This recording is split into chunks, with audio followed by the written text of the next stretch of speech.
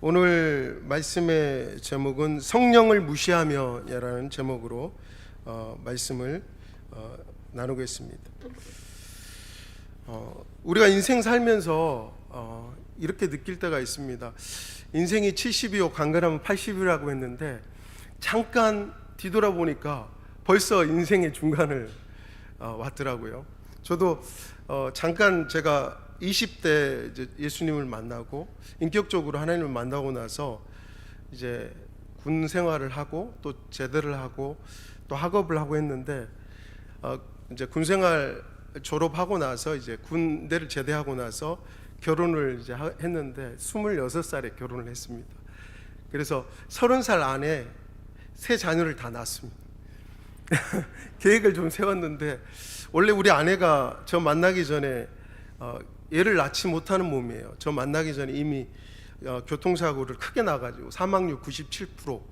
그래서 아주대학교에서 수술을 이제 했는데 1년 동안을 이제 병원에서 입원을 했었고, 의학적으로는 의사가 그랬습니다. 애를 못 낳는다고 했습니다. 근데 이제 하나님께서 제게 은혜를 주셔가지고 아이를 이제 3명을 낳게 했습니다. 기적적인 은혜로 이제 낳았는데 다 이제 재앙절개를 하고 골반에 핀이 박히다 보니까 이제 정상적인 분만을 할 수 없는 거죠. 사실 우리 그 아내도 목숨을 건 겁니다. 사실 아이를 낳으려고. 그 대신 하나님께 순종하고 이렇게 사실 낳았는데, 오늘 우리가 인생을 살아가면서 우리 인생을 허비하지 않으려면 어떻게 살아가야 될까요? 우리 인생이 가장 짧은데 사실 잠으로 우리가 이제 소비하는 시간이 인생의 대부분이죠. 그렇죠? 잠으로. 또 세상 일로, 대부분 하나님 일 아닌 다른 일로 시간들을 많이 사용합니다. 정작 우리 인생을 돌아보면 주님을 위해서 헌신한 그 시간은 그리 많지 않아요. 한번 생각해 보십시오. 주일날 와서 1시간 또 오전 예배 드리고 또 오후 예배 드리는 거, 이걸로 그냥 끝낼 때가 참 많습니다. 오늘 제가 왜 소두에 이 말씀을 드리냐면, 오늘 이 시대는 여러분 잘 아시는 것처럼 예수님께서 사도행전 1장 8절에 승천하시면서 말씀하셨잖아요. 오직 성령이 너희에게 임하시면 너희가 권능을 받고 예루살렘과 온 유다와 사마리아 땅끝까지 이르러 내 증인이 된다 그랬습니다. 성령이 임하실 때, 성령의 권능이 임하면 둘로스의 삶, 또한 둘로스의 삶도 되지만 또 증인된 삶이죠. 말투스. 바로 말투스라는 뜻은 이제 증인된다는 말인데, 이 말투스의 뜻은 순교의 각오를 하는 자라는 뜻이 있습니다. 순교의 각오를 하고 복음을 전하는 증인이 될 수 있다는 것입니다. 어떻게요? 성령이 임하시면, 성령의 권능이 임하면 예수 그리스도의 복음을 위해서 자기 생명도 아끼지 않고 복음을 전하는 자가 된다는 것이죠. 그래서 예수님의 약속대로 사도행전 2장에 성령님이 임하십니다. 그리고 교회가 탄생을 한 겁니다. 교회의 시대가 시작된 겁니다. 그래서 오늘날 이 교회 시대는 성령님의 시대라 할 수 있어요. 성부 하나님, 성자 예수님께서는요, 지금도 성령님을 통해서 역사하시고 일하시는 줄 믿습니다. 여러분, 성령을 통하지 않고서는 하나님을 알 수도 없고 예수님을 따를 수도 없어요. 우리가 인간적으로 하나님을 따른다 가다가 지칩니다. 번아웃 됩니다. 우리 인간적으로, 여러분, 예수님의 그 12제자가 있었잖아요. 12제자가 3년 6개월 동안 예수님을 따라다녔어요. 그런데 결정적인 순간에 그들이 예수님을 왜 배반했습니까? 자기가 인간적으로 예수님을 따라 열심을 냈지만 생명이 이제 자기가 죽을 수도 있고 살 수도 있는 그런 국박한 상황 속에서 어떻게 합니까? 다 예수님을 배신하고 떠났다는 것입니다. 아까 제가 좀 전에 말씀을 드렸죠. 성령이 임하면, 권능이 임하고 나면 증인된 삶을 살 수 있는데, 이 증인은 순교자의 마음을 가지고 있는 것, 자기의 목숨까지도 복음을 위해서 드릴 수 있는 말투스의 마음이 있다는 것이죠. 근데 인간적으로는 이 사역을 할 수가 없다는 것입니다. 그래서 성령님께서는 오늘도 우리 가운데 충만하게 임재하셔서 우리를 통해 일하시길 원하신다는 겁니다. 그래서 사도행전은 다른 말로 하면 성령 행전이에요. 하나님 예수 그리스도를 나의 구주로 모신 자, 바로 에클레시아, 교회라는 뜻은 예수 그리스도를 나의 구주로 모시고 하나님의 자녀된 자들의 모임이 에클레시아죠. 그곳에 성령이 임하시고 성령의 권능이 임하게 되면 어떻게 됩니까? 우리가 교회에서 은혜 받고 하나님의 은혜를 충만하게 받으면 그걸로 끝내서는 안 되죠. 세상에 나가서 예수 그리스도의 향기를 바라고 예수 그리스도의 복음을 증거하는 자가 되어야 됩니다. 오늘날 기독교가 세상 가운데 많이 이렇게 지탄을 많이 받고 있습니다. 왜 그렇습니까? 교회 안에서는 거룩한 그리스도인이었는데 세상 가서는 세상 사람들과 똑같이 살아간다는 것입니다. 착한 행실이 없다는 거죠. 오늘 성경에 보게 되면 너희의 착한 행실을 통해서 다른 세상 사람들에게 하나님의 살아계심을 보여주라고 성경에 분명히 말씀하고 있습니다. 그런데 교회 안에서는 직분을 다 가지고 있어요. 거룩한 하나님의 자녀라고 하는데 세상에 가서는, 또한 가정에 가서는 전혀 다른 모습을 보이기 때문에 특별히 예수 믿는 그 가정 가운데 자녀들이 부모님들의 그 신앙을 보고 나서 괴리감을 많이 느낀대요. 그래서 교회 안에서는 정말 거룩한 하나님의 자녀, 백성처럼 이렇게 하는데 정작 가정에서, 세상에서는 다른 모습이 있기 때문에 자녀들, 특별히 예수 믿는 집안의 자녀들이 이 신앙생활에 어떤 이런 고민들을 많이 하더라고요. 부모님의 신앙을 보니까 전혀 이건 하나님이 살아계신다면 저렇게 생활하지 않을 텐데, 이 교회 안에서는 그렇게 신앙생활 열심히 하면서 세상에서는, 또 가정에서는 전혀 다른 모습으로 살아갈까 이해가 안 된다는 거예요. 이런 말을 제가 들었습니다. 오늘 이 중고등부 우리 청소년부하고 초등부 설교가 이제 가정에 대한 설교였어요. 그래서 그 당시에 고린도에 보게 되면 교회 안에서는 이제 많은 이제 예수 믿는 사람들이 이제 주님 앞에 나왔는데, 거기에 보면 남편은 예수님을 믿는데 아내는 예수님을 안 믿어요. 그리고 아내는 예수님을 믿는데 남편은 예수님을 안 믿어요. 그런 상황 속에서 가정이 하나가 되지 않잖아요.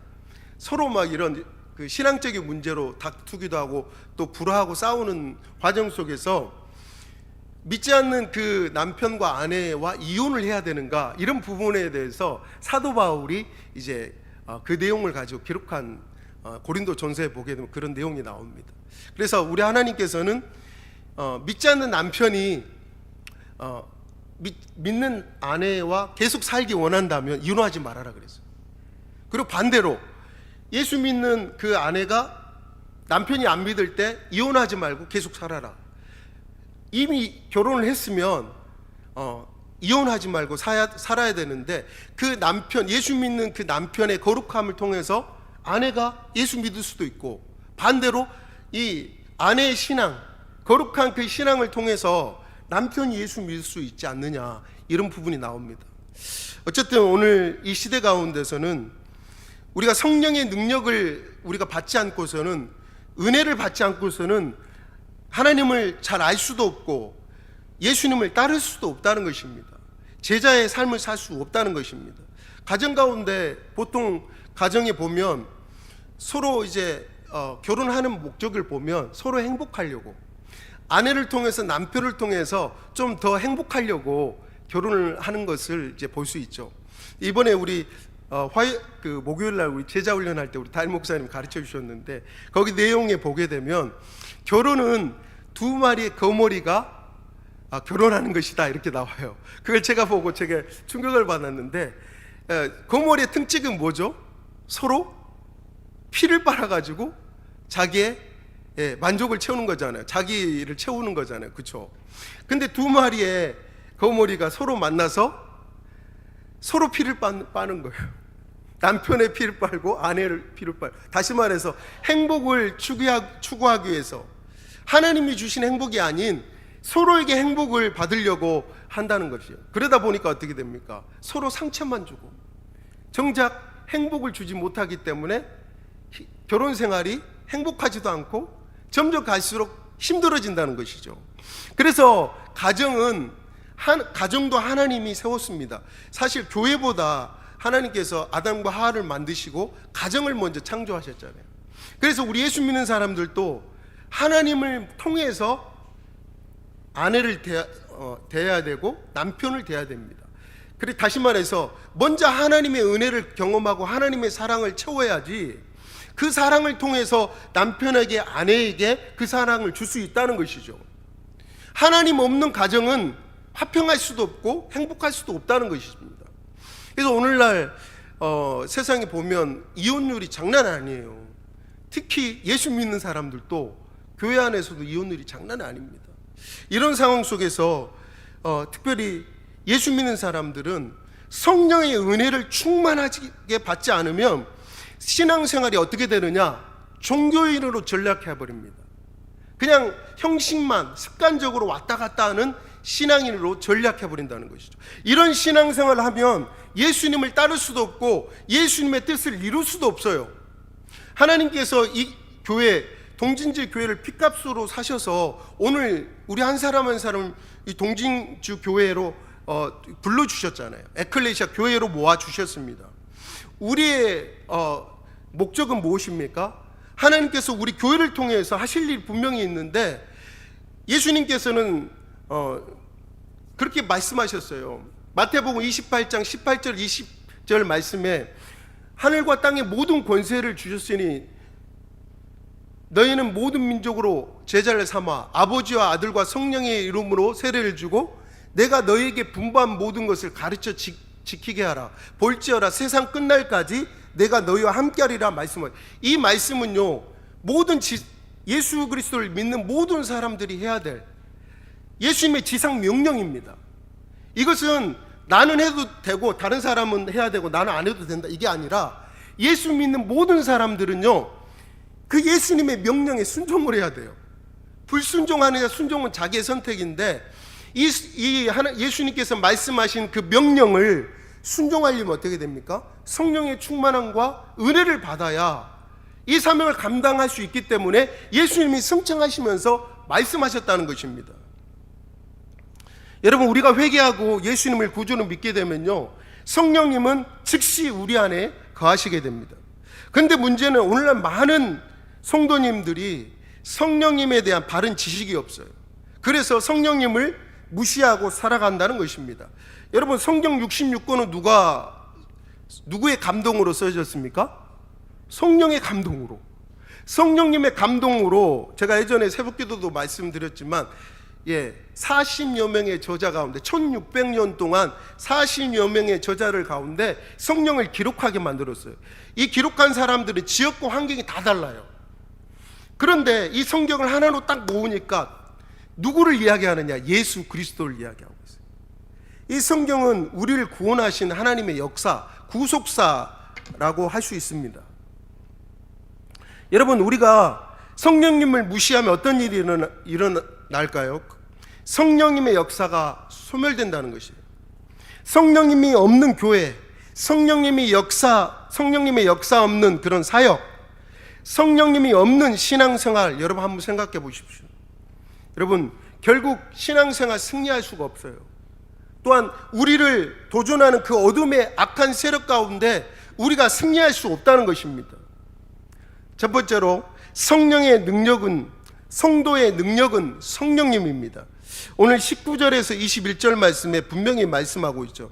오늘 본문에 보게 되면 사도 바울은 성령을 따라 살지 않는 삶의 결과를 말씀하고 있어요. 오늘 19절에서 21절까지 우리 다시 한번 읽어보겠습니다. 시작.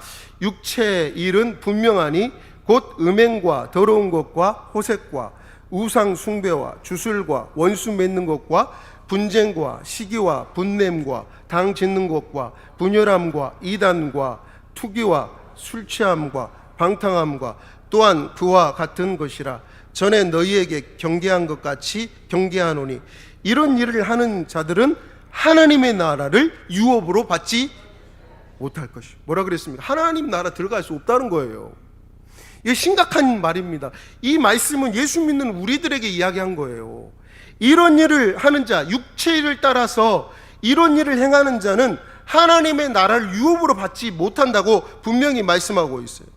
반대로 성령을 따라 행하는 사람들은요, 성령의 열매를 맺는데 9가지 열매를 맺습니다. 자, 22절 23절 읽어보겠습니다. 시작.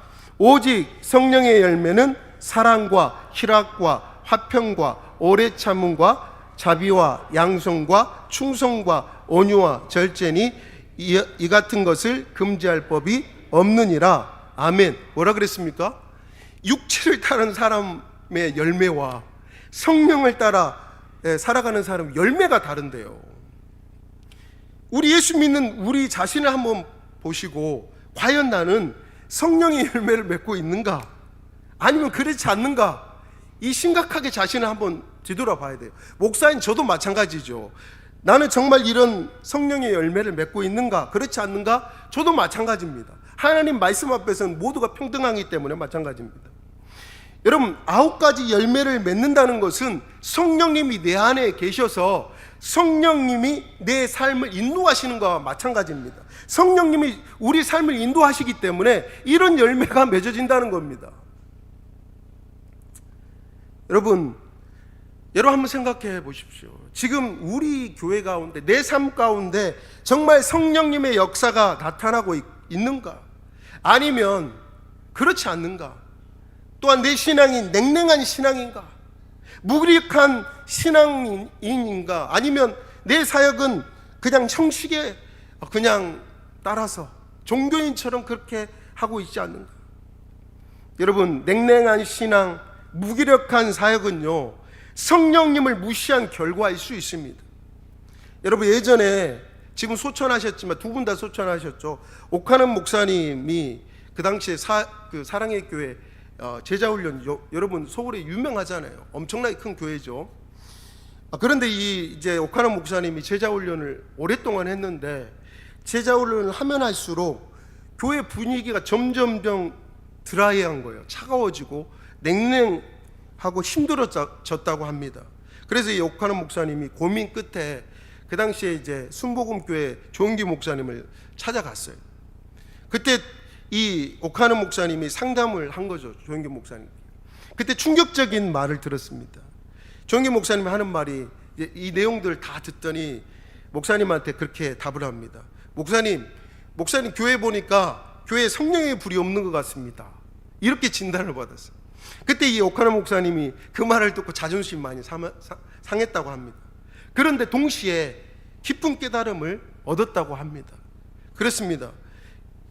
아무리 제자훈련을 잘하고 아무리 하나님 말씀을 잘 알고 있어도 그곳에 성령의 은혜가 임하지 않으면 이게 능력으로 나타나지가 않습니다. 여러분, 예수님의 제자들이 3년 6개월 동안 눈으로 직접 봤어요. 죽은 자를 살리고 병든 자를 고치고, 여러분 문둥병을 깨끗게 하고 귀신 들린 자를 고쳐주고, 예수님의 사역 가운데, 현장 가운데 또한 물고기 2마리 보떡 5개로 5,000명을 먹이는 기적까지 자기 눈으로 생생하게 봤어요. 지식적인 눈으로, 자기 눈으로 현장 가운데 봤습니다. 그런데 어떻게 됐죠? 결정적인 순간에 다 예수님 떠나고 과거로 물고기 잡으러 다 도망갔습니다. 돌아가 버렸습니다. 왜 그렇게 됐을까요? 그때는 성령님이 그곳에 그들과 함께하지 않으셨기 때문이죠. 예수님이 승천하시고 성령님을 보내주신다고 약속했잖아요. 그런데 어떻게 됐습니까? 성령님이 임하시고 나서, 제자들에게 임하고 나서 어떤 역사가 일어났습니까? 제자들이 성령의 충만을 받고 나니까 목숨까지 하나님 앞에, 자기 목숨도 하나님께 드렸다는 거죠. 과거에는 목숨이 두려워가지고 다 도망갔다면 성령의 은혜가 임하고 성령의 권능이 임하니까 자기 목숨도, 두려움, 자기 생명도 하나님께 드리겠다는 그런 믿음의 사람으로, 성령의 사람으로 바뀌었다는 것입니다. 여러분, 성령님이 역사하지 않으면요, 교회는 아무리 프로그램을 잘해도요 냉랭하고 만다는 것입니다. 두 번째로, 성령님의 은사가 있습니다. 이 은사는 하나님의 전쟁 무기와 같습니다. 여러분, 성령님이 일하실 때 은사가 나타나는데, 이 은사는 하나님께서 주시는 것이기 때문에 거룩한 것입니다. 여러분, 예전에 우리 한국교회가 막 폭발적인 부흥이 일어나고 여러 막 유명한 부흥 강사 목사님이 있었는데, 어떤 분은 욕을 그렇게 잘하는데도 막 성령의 역사가 많이 일어나고 사람들이 은혜를 많이 받았다고 하더라고요. 자, 이름은 밝힐 수가 없는데 무슨 천성 이렇게 들어가는 분인데, 우리가 생각해 보면 그 성령의 은사는 사역자의 인격에 좌우되지 않는 것 같습니다. 그 사람의 인격이 형편없어도 나타난다는 것입니다. 성령의 은사는 그렇기 때문에 내 뜻대로 할 수가 없어요. 성령의 은사는 주시는 분이 누구예요? 주님이시기 때문에 이 은사는요, 성령님이 이 각자에게, 하나님이 교회를 든든하게 세우시기 위해서, 교회에 유익하기 위해서 주신 은사가 성령의 은사입니다. 여러분, 이 은사를 헬라어로 카리스마인데, 여러분 은혜의 단어를 보게 되면 이 은혜의 단어가 바로 카리스라는 단어입니다. 이 은혜의 단어, 이 카리스는 명사로 이제 카리스인데, 동사로 카리스마, 이게 은사죠. 그래서 이 하나님 주신 은사는 우리 각자에게 주의 일을 감당하라고 은사를 주신 거예요. 은혜로 주신 겁니다. 여러분, 밖에서 제가 군생활 했을 때 이 삽질을 좀 해봤는데, 땅을 팔 때 얼마나 힘든지 몰라요. 1m 파는 것도 쉽지 않습니다. 근데 포크레인이 와서 한 번 파버리면요, 순식간에 땅이 팔리는 걸 볼 수 있죠. 마찬가지입니다. 내 힘과 능력으로 주의 사역을 하면 너무 힘들어요. 그러나 성령의 능력으로 감당하면 성령님이 내게 그런 능력을 주시기 때문에 성령의 능력으로 사역을 하면요, 기쁨으로 감당할 수 있다는 것입니다. 그래서 사도 바울은요, 고린도전서 19장에 9가지 은사를 소개합니다. 거기에 보면 지혜, 지식, 믿음, 병고침, 능력, 행함, 애연, 분별, 방언, 통역. 여러분, 이 모든 목적은 뭐라 그랬습니까? 고린도전서 12장 7절에 우리 한번 다 같이 읽어보겠습니다. 시작. 각 사람에게 성령을 나타내시면 유익하게 하라 하십니다. 교회에 유익하기 위해서. 반대로 교회에 유익하지 않으면 이 성령의 은사를 사용해서는 안 됩니다. 그래서 모든 은사는 담임 목사님이 허락하에 은사를 사용해야 돼요. 이게 질서적인 겁니다. 여러분, 성령의 은사는 전쟁터의 총 무기가 같습니다. 요즘 지금 전쟁이 지금 미국하고 이란과 또 전쟁이 있고 우크라이나 러시아도 지금 전쟁하고 있는데, 여러분, 이 전쟁을 보게 되면 과거의 전쟁하고 완전히 양상이 다릅니다. 지금 전쟁을 보게 되면 최첨단 무기들이 이게 사용하는 것을 볼 수 있어요. 그래서 정확하게 위성으로 그 폭격할 자리를 이미 다 위성으로 거기에 이제 찍어 놓고 정확하게 폭격을 합니다. 그래서 이 드론이나 장거리 미사일, 이 최첨단 이 방공망 시스템, 이 시스템을 통해서 수천 명의 생명을 지키기도 하고 살리기도 하는, 바로 전쟁의 승패를 좌지우지하는 것이 이 전쟁의 무기입니다. 바로 성령의 은사는요, 이와 같습니다. 인간적으로 보면 우리가 사실 영적인 사역을 하기 때문에 보이지 않는 그 어둠의 악한 영들과 싸움을 하기 때문에 우리가 인간적으로 하면 이기기가 힘들어요. 그러나 내 안에 계신 성령님의 능력을 가지고, 성령의 은사를 가지고 하나님의 일을 감당하면요, 성령님께서는 어떤 분이십니까? 파라클레토스잖아요. 우리의 위로자가 되시고, 또한 우리의 스승이 되시고, 또한 우리의 카운셀링 상담자가 되시고, 또한 우리의 기도 가운데 성령님은 우리가 기도할 바를 알지 못하지만 성령님은 하나님의 기쁜 것이라고 통달하신 분이라고 말씀하고 있잖아요. 그래서 성령님은 우리가 기도할 바를 알지 못하지만 우리 안에서 말할 수 없는 탄식으로 우리를 위해서 간구하시는 영이라고 말씀하고 있어요.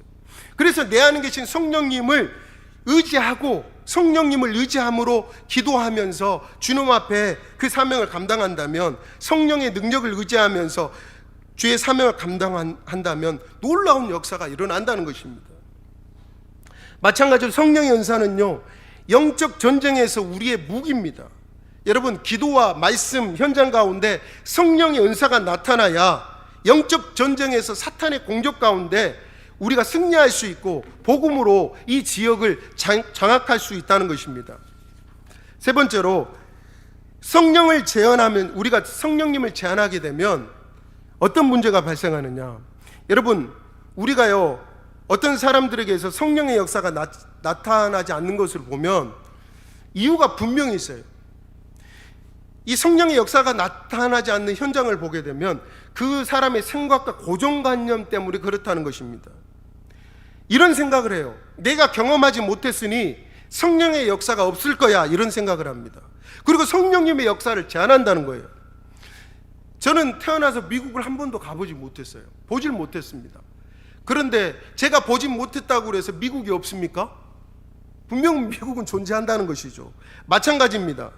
내가 보지 못했다고 해서, 내가 경험하지 못했다고 해서 성령님의 역사를 제한해서는 안 된다는 거예요. 하나님이 여전히 살아계시고, 또한 내가 경험이 없다고 해서 성령님의 역사가 없는 것이 아니라는 것입니다. 여러분, 요한복음 11장에 보게 되면 여러분 나사로 사건이 있어요. 거기에 보게 되면 일부러 예수님이 나사로가 죽기까지 기다리시다가 그곳에 갑니다. 그때 이 마르다의 신앙을 우리가 알 수 있는데, 그 마르다는 어떤 신앙이었냐면 과거 예수님을 믿고 있었어요. 또한 다시 오실 미래 예수님도 믿었어요. 그러나 현실 속에서 역사하시는 그 예수님을 믿지 못했어요. 요한복음 11장 21절에 보게 되면 이렇게 말합니다. 마르다가 예수께 여짜오되 주께서 여기 계셨더라면 내 오라비가 죽지 아니하였겠나이다, 이렇게 말합니다. 예수님이 과거에 계셨다면, 이미 오셨다면 내 오라비 나사로가 죽지 않았을 겁니다. 이 과거 예수님을 말하는 거죠. 이미 지나버렸는데, 그렇죠? 미래의 주님도 믿었습니다. 요한복음 11장 24절에 마르다가 이르되 마지막 날 부활 때에는 다시 살 줄을 내가 아나이다. 여러분, 과거 예수님을 믿었어요. 우리가 지금 성경에 보게 되면 예전에 역사하셨던 그 예수님 우리가 믿잖아요. 그리고 다시 오실 예수님, 부활하시고 또 승천하셨다가 다시 우리 가운데 오실 그 예수님을 믿으십니까? 믿으시잖아요. 근데 현실 속에서 역사하시는 그 예수님을 믿지 못한다는 겁니다. 이게 문제예요. 오늘도 우리 모습 속에 과거 예수님, 다시 오실 예수님을 믿지만 지금 현장에서 역사하시는 그 성령님을 믿지 못하는 사람들이 너무 많다는 거예요. 그래서 예수님은 나사로 무덤 앞에서 눈물을 흘리신 거예요. 마지막, 성령님은 인격이십니다. 여러분, 성령님은요, 단순히 능력, 도구로만 오해하는 경우가 참 많습니다. 그러나 성령님은 인격을 가지신 삼위일체 하나님이시에요. 그러므로 우리는 사역 현장, 우리 교회 사역 현장에서요, 성령님이 일하실 수 있도록 성령님을 환영하고 모셔드리고 인정해야 돼요. 그럴 때 성령님은 일하십니다. 여러분, 우리가 성령님을 오해하는 이유가 무엇일까요? 그것은요, 잘못된 신앙 사상 때문입니다. 여러분, 성령의 역사를 거부하는 사상, 이런 사상들이 있어요. 또한 교회의 신한 정서가 그렇기 때문에 성령님의 역사를 보지 못할 때가 참 많습니다. 교회가 성령의 역사에 대해서 좋아하지 않기 때문에, 그래서 성령님의 역사하심이 그 교회에서는 나타나지 않습니다. 또한 말씀에 대해 무지하기 때문에, 잘 알지 못하기 때문에. 우리는 도덕적으로 철학적인 말씀을 많이 들어요.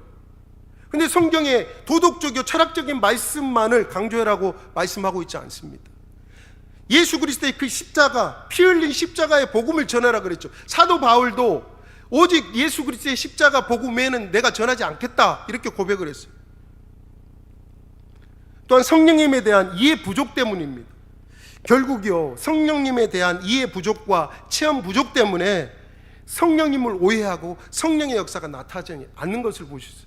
제가 군 생활했을 때 여러분, 얼마나 그곳에 성령의 역사가 강하게 나타난지 몰라요. 찬양 가운데 치유가 막 일어났어요. 간증하는데, 나와서 간증하는데 그런 간증들이 상당히 많았습니다. 말씀 듣다가도 치유가 막 많이 역사가 일어났어요. 왜 그럴까요? 듣는 사람들이 사모하는 거예요. 고침을 사모하고 성령의 역사를 사모하니까 이런 역사가 나타났다는 것입니다. 결론적인 말씀입니다. 사탄은 지금도 이를 왜곡시켜서 성령님의 역사를 가로막습니다. 그러나 성령님은 교회와 성도에게 사탄을 이길 수 있는 권세를 주셨다고 우리에게 약속하고 있어요. 누가복음 10장에 보게 되면 70인의 전도자들이 전도 보고를 하는 내용이 나와요. 그때 예수님이 그 제자들에게, 전도인에게 말씀하셨어요. 누가복음 10장 19절 우리 다 같이 읽어보겠습니다. 시작. 내가 너희에게 뱀과 정갈을 밟으며 원수의 모든 능력을 제어할 권능을 주셨으니 너희를 해칠 자가 결코 없으리라. 뭐라 그랬습니까? 70인 전도자들에게 전도 보고할 때 예수님이 뱀과 정갈을 밟으며 원수의 모든 능력을 제어할 권능을 주셨다 그랬어요. 우리 예수 믿는 사람들에게 결코 우리를 해칠 자가 없다 그랬습니다. 이 능력은 누구의 이름으로 나옵니까? 예수 그리스도의 이름 앞에 이런 능력이 나온다는 것입니다. 또한 우리에게는, 예수 믿는 사람에게는 천국 열쇠를 주셨다고 했어요. 마태복음 16장 19절 우리 다 같이 읽어보겠습니다. 시작. 내가 천국 열쇠를 내게 주리니 내가 땅에서 무엇이든지 매면 하늘에서도 매일 것이요 네가 땅에서 무엇이든지 풀면 하늘에서도 풀리리라 하시고, 뭐라 그랬습니까? 교회에는 바로 이런 권세를 주셨어요. 우리가 교회 안에서 기도의 능력이 바로 우리 천국 열쇠를 오늘날 우리 교회에 줬다는 것입니다. 그래서 예수 그리스도의 이름으로 기도하면 땅에서 매면 하늘에서도 매일 것이요 땅에서 풀면 하늘에서 풀리는 역사가 일어난다는 거예요. 이게 바로 기도의 능력입니다. 지금 성령의 역사는 지금도 계속되고 있어요.